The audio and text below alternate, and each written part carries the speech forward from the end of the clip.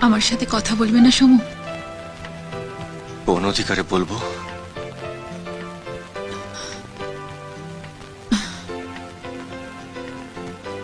নিজের বুকে হাত রেখে সত্যি করে বলো তো, তোমার অধিকার কি সেটা তুমি জানো না?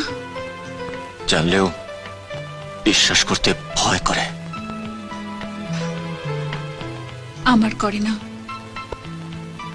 তুমি চলে আসার পর আমার মনটাকে আমি পরিষ্কার করে দেখতে পেলাম। এই প্রথম বুঝতে পারলাম আমি